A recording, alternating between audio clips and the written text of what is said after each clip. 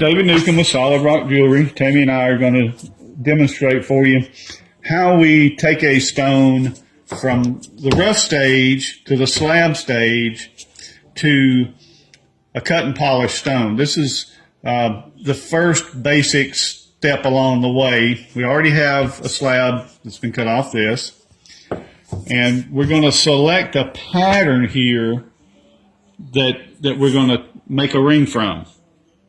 Now, we already had to decide what we're going to make, which is a oval-shaped ring with an 18 by 13 millimeter stone.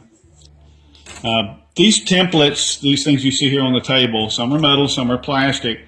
These all are designs that we can use to mark the stone, and then after we mark the stone, we cut it, and we're going to take you through the stage where we mark it. Then in another video, we'll show you, or actually maybe at the end of this one, we'll add on a section that shows how we do the cutting and polishing. So here we go. We've got the template. We're going to make an 18 by 13. This stone is called Picasso marble or Picasso stone. It comes from Utah.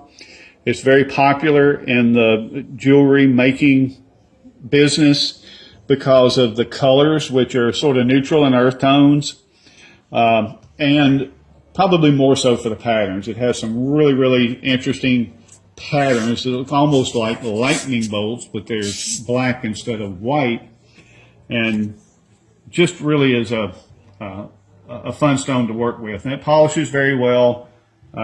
So what I do, for want of a better term, I test drive the template around the slab, looking for a spot that strikes me. And I see some really interesting stuff. This is a good blend of pattern and color. You get some neutrals, some of the tans mixed in there. I also like to work around the edge of the stone because that keeps from wasting material.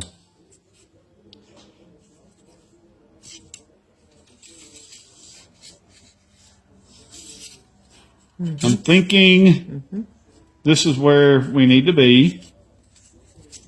That's got a good design. I'm going to trim a little bit of this off because it's kind of rough and my template's not fitting down there exactly like I want it to. You can do this with a saw or a polishing stone just a little quicker. Okay. All right. So that's what I like. All right. I have a Sharpie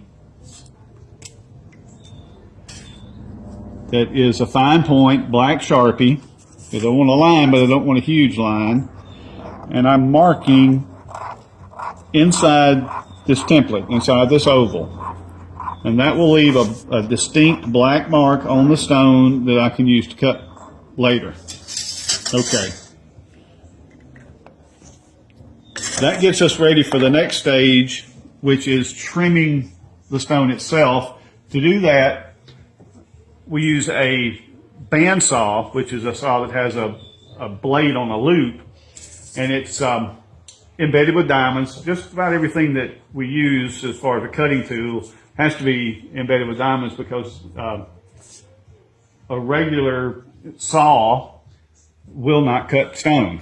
So we'll take this and we'll actually, with the bandsaw, you can actually cut in shapes, even really involved shapes like hearts or crosses. So we're going to do an oval, and we'll show you that in a little while.